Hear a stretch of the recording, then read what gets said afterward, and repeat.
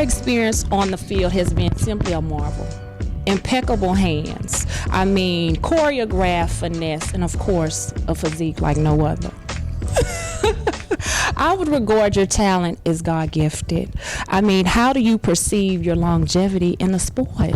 And I would say it's God-gifted as well. I think with the knowledge that I've gained throughout the course of my career, with the people that I've been fortunate to be, to be in my corner, to be the best that I can on the football field. I mean, there's a number of names that I could probably throw around, so I won't throw any out because somebody might get mad.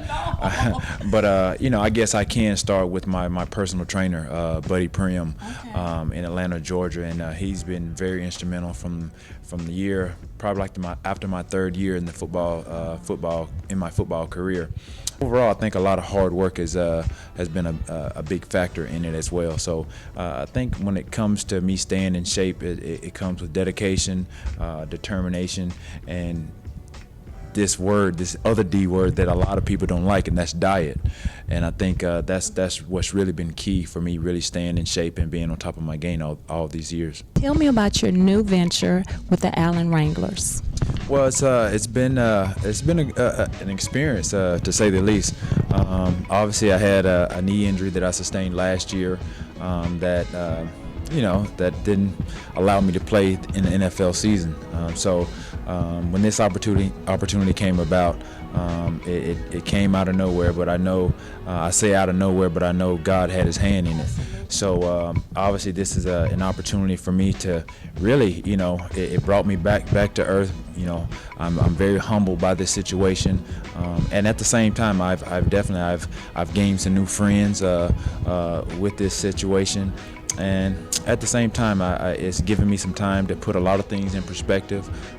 Definitely, being away from the National Football League game itself, being away from that the NFL has really put a lot of things in perspective. A lot of things have been going on personally, as well as from a physical standpoint and mental standpoint as well. So it's a budding type of league, and obviously with my presence there, obviously a lot of notoriety have been brought upon the IFL, and so I'm using this as a platform, in a number of ways. So I'm enjoying it. You're an athlete of the team, but you're also part owner of the Allen Wranglers. Tell us, how does it feel to also be active in the boardroom of a sports team? That is just so awesome.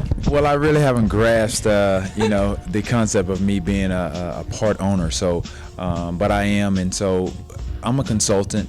Whenever there's some, whenever there's some things needed, some questions to be answered, and some important decisions to be made, I do lend my ear to those situations. But John Frankel, who's obviously the owner of the team, he's been great, been phenomenal.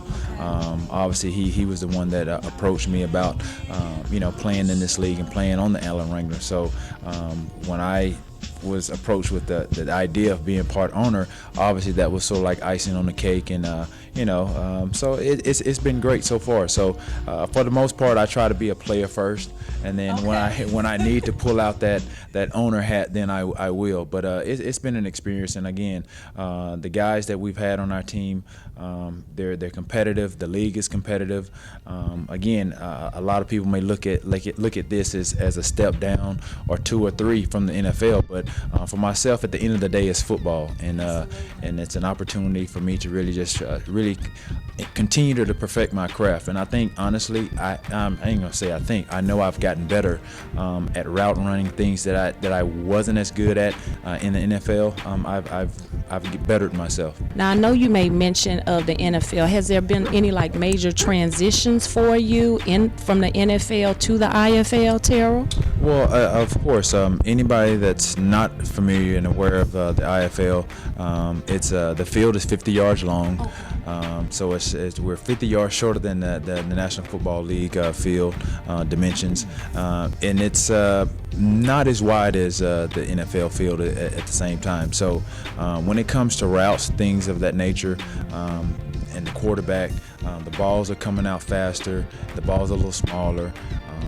As far as routes that are being run, no deeper than 15 yards. So again, you have to understand the game. The field is only 50 yards, and for me, my strength is speed and really stretching the field. So I really don't have a whole lot of room to really benefit my strength. But it has enabled me to really work on my footwork because the routes are quicker, faster, shorter, things of that nature. So when it comes to defensive backs, they're very aggressive. So it has allowed me to really hone in on some of my skills that I was sort of weak at, that I really didn't really pay attention to in the NFL. But playing in this league is very meticulous.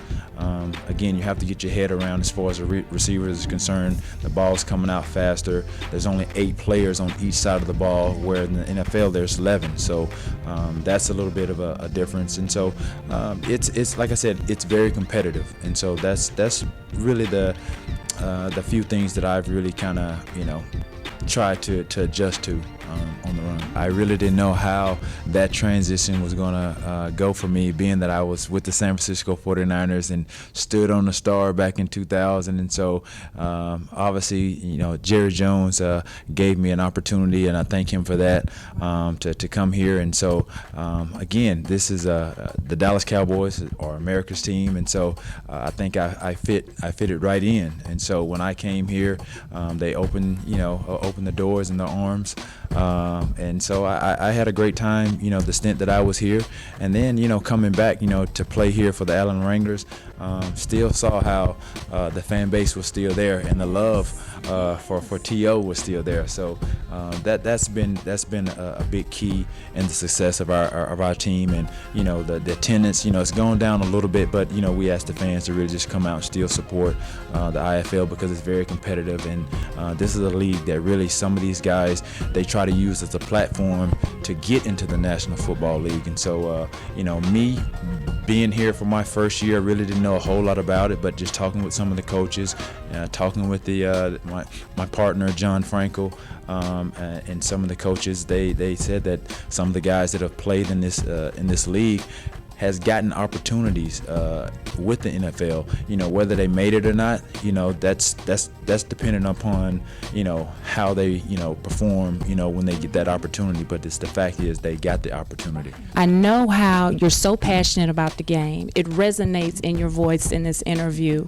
Where does your motivation and drive come from? My family as a whole, from like I said, my grandmother, my mom, my sisters, my brothers, my nephews, they've been pretty much my motivation from the time that I was given the opportunity and said to, when I was in a junior and at UT Chattanooga, and I had the coaches say that there were scouts coming to see me and stuff like that.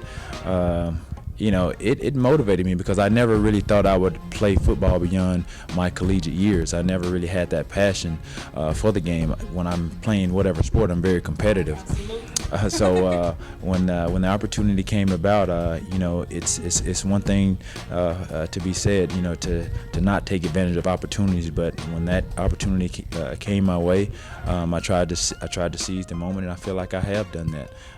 Again, I haven't officially retired yet. I want to play at least play a couple more years, and I think it's in God's hands, for where I'm going to go. And so I'm not going to give up faith just because there's a lot of naysayers and detractors out there that say that I'm too old and things of that nature. But I'm just looking forward to the next phase of my life after football. And so from that standpoint, my family has really been my inspiration, my motivation, and they're going to continue to be so. How important is teamwork when you're talking about, motivating your team and keeping them encouraged for wins, and maybe even if they do have to encounter a loss? Well, again, it's a part of life. I think a lot of, when you're in the football world, a lot of coaches they use the parallel of the life of football and in the game of life in itself, along the same lines. And so you have to deal with the losses just like you do with the wins. It's no different than when you go through life challenges. You have to deal with the good just like with the bad. How important do you believe mentorship is in professional sports? I know a lot of guys look up to you, Terrell. So how important is it to you? Do you feel as though you are a mentor since you have so much experience in the field? Well, I think as we just alluded to the question of teamwork, mentorship is sort of like they kind of go hand in hand, because you have certain individuals that have those intangibles to be a team leader, or have to be a mentor. And so I think being a mentor, that's not something that I would really classify myself as, but I've had guys come to me and want me to mentor them. And so it's a blessing, and I think it's a tribute to what they've seen and on and off the field. I've been through a lot. I've made mistakes, and so the mistakes that I've gone through, the lessons that I've learned, if I can do anything to prevent a guy from going down that same path, with the mistakes that I've made and the process that I've gone through to rectify those situations, I'm more than willing to be a voice and lend an ear. Tell us about what projects, what organizations you are passionate about giving, whether it's time or donating as a benefactor or a philanthropist. Alzheimer's. I'm very passionate about that because in 1996, shortly into my rookie season, my grandmother was diagnosed with dementia, which is the first form or stage of Alzheimer's. And so, my grandmother's very dear to me, and she just passed this past January. And so, I've been on the memory boards, the memory walks.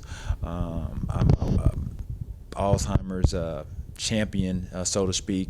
I've been recognized, through the association for being very active with Alzheimer's. I was very fortunate to be able to speak before Congress in the year, I think, 2000.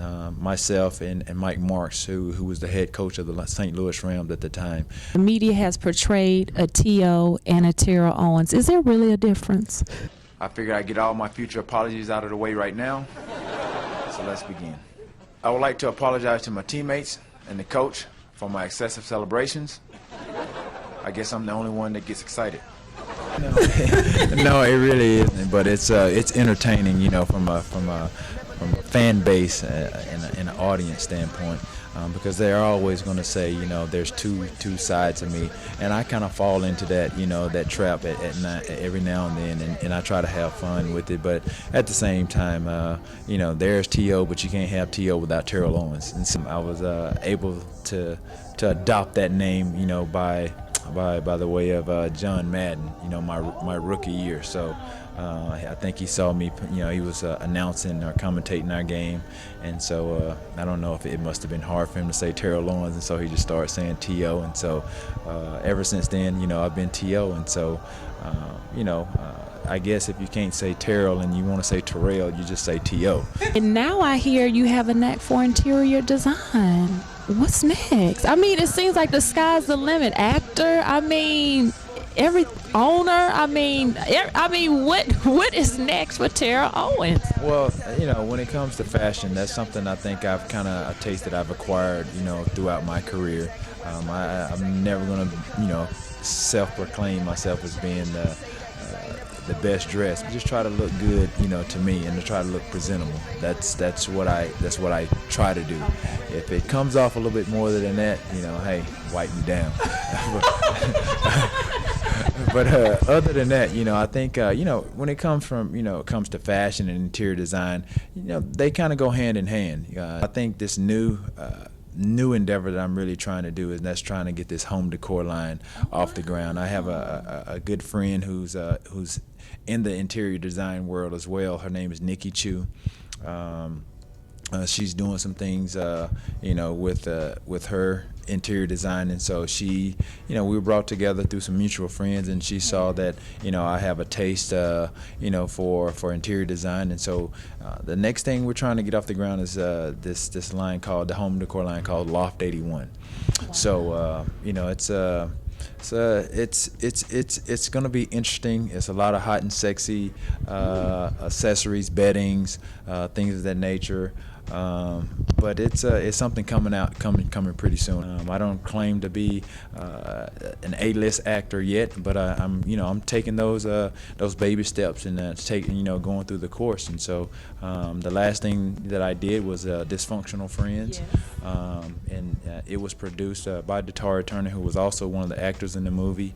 The director, Corey Grant. I got to interact with the likes of Reagan Gomez, Christian Keys, Vanessa Simmons, Persia White, Stacey Dash, Stacey Keebler. Two Stacys that are knockout gorgeous, beautiful women. Wesley Jonathan, Jason Weaver, and I know Tatiana Ali. Yeah, so it was awesome, and so for me to be able to be a part of that, and obviously getting great feedback at the same time of how I did in the film is very encouraging. And so for myself and for an athlete to try to pull that off and make that transition, it's not always easy, and I think some people make it look easier than others, and so I think that's just really just comes with again we talked about arrogance and confidence. I think that's what I exude. I exude a lot of confidence in whatever I do. And once again, we applaud all of your accolades, and we look forward to many, many more. I appreciate it, and another accolade that I want to add to my list, and that's being a better dad, to my kids. And I know a lot of people out there have heard a lot of speculation as far as my involvement and things going on with my kids, and I love my kids to death. And so again, with anything that is reported out there, like I said, there's always three. They say it's two sides to every story, but there's really three. It's their side, my side, and there's always the truth. So that's why I feel comfortable talking about this, because I know the truth. Regardless, I've tried to see my kids, and sometimes things don't happen when you want it to happen. But I am taking necessary steps to be a better dad, to be a bigger part of my kids' lives. And so you can add me being a better dad and father to my kids is high on my list. Okay, wonderful.